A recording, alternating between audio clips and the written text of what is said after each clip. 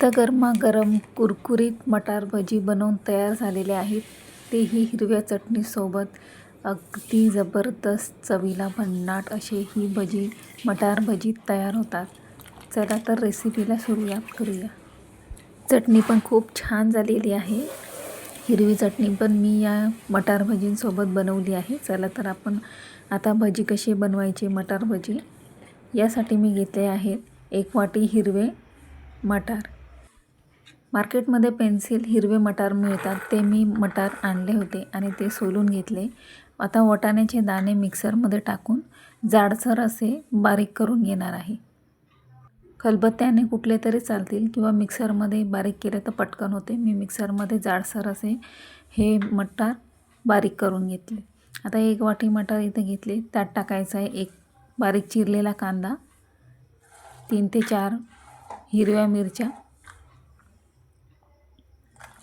मिरच्या पण यात मी टाकून घेतल्या आहे. आता याच्यात टाकायची आहे कोथिंबीर. 1 मूठभर कोथिंबीर मी छान बारीक कापून घेतली.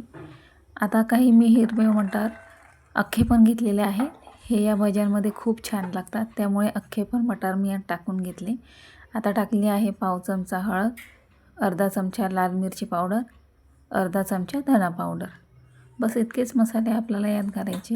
यानंतर इथे मी घेतला आहे 1 चमचा ओवा क्रश करून टाकायचा आहे, म्हणजे त्याची भज्यांमध्ये खूप छान चव उतरते. यानंतर घेतला आहे अर्धी वाटी बेसन. बाइंडिंगसाठी बेसन खूप आवश्यक आहे. अर्धी वाटी बेसन घेतलं आणि 1 वाटी मी इथे घेतलेला आहे 1 बटाटा किसून घेतला आहे.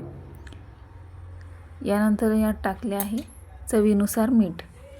आता यात पाणी टाकायची गरज नाही, कारण बटाटा आणि वाटाण्यामध्ये जे पाणी असतं त्याच्यात ओलसरपणा असतो, त्यातच हे पीठ भिजले जाते. त्यामुळे इथं मी अजिबात पाणी घेतलेले नाही. चला तर आता यासोबत लागणारी हिरवी चटणी कशी बनवायची ते बनवूयात. त्यासाठी मी घेतले आहे कोथिंबीर, 5-6 लसणाच्या पाकळ्या, 2 अद्रकचे तुकडे, 3 हिरव्या मिरच्या आणि बाइंडिंगसाठी डाळवं घेतलेत. याने चटणीमध्ये एक घट्टपणा, दाटसरपणा येतो. आता हे सर्व मी मिक्सरमध्ये बारीक करून घेणार आहे. अगदी थोडंसं पाणी घालून चटणी मिक्सरमध्ये फिरवून घ्यायची. चटणीमध्ये आता टाकणार आहे चवीनुसार मीठ आणि अर्ध्या लिंबाचा रस पण मी यामध्ये टाकणार आहे, म्हणजे चटणीमधला एक छान अशी चटपटीत चव येते. आता अर्धा लिंबू यात मी पिळून घेते आणि हे झाल्यावर मग थोडंसं पाणी टाकून चटणी मिक्सरमध्ये फिरवून बारीक करून घ्यायची. आता हिरवी चटणी आपली इथे तयार झाली आहे. आता आपण वळूया मटार भजी बनवण्याकडे. यासाठी मी गॅसवर ठेवली एक कढई, त्यात तेल तापवून घेतले आणि आता यात आपण भजी सोडून घेऊया.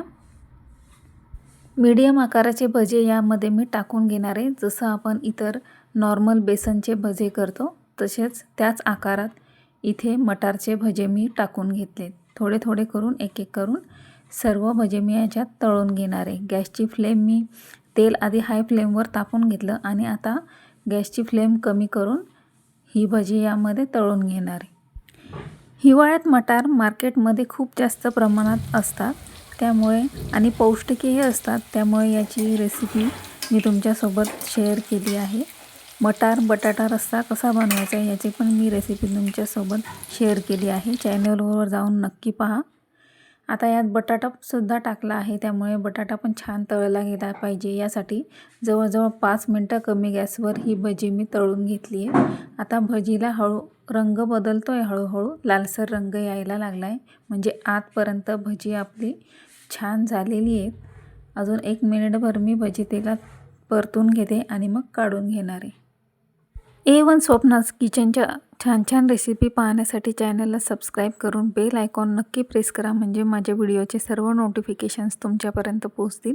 आणि जर व्हिडिओ आवडला असेल तर व्हिडिओला लाईक देखील तुम्ही करा आणि कमेंट करायला विसरू नका. आता छान कुरकुरीत अशी गरमागरम कुरकुरीत मटार भजी आपली इथे तयार झालेली आहेत. जवळजवळ 2 बॅचेसमध्ये हे अर्धे अर्धे भजी मी तळून घेतलेले आहेत. कुरकुरीत अशी मटार भजी आपली इथे आता तयार झाली आहे. लहान मुलीसाठी एक स्नॅक्स रेसिपी म्हणून सुद्धा आपण हे खाऊ शकतो. अगदी पटकन 15 मिनिटात होणारी ही रेसिपी आहे, त्यामुळे तुम्ही नक्की करून बघाल आणि मला कमेंट देखील करून सांगाल की तुमची मटार भजी कशी झाली. आता मी एका प्लेटमध्ये सर्व करून घेतली हिरव्या चटणीसोबत. खूपच भन्नाट ही मटार भजी लागते. चला तर पुन्हा मिळूया अशीच एक नवी रेसिपी घेऊन पुढच्या व्हिडिओमध्ये. तोपर्यंत खात राहा, स्वस्त राहा आणि पाहत राहा A1 स्वप्नाज किचन.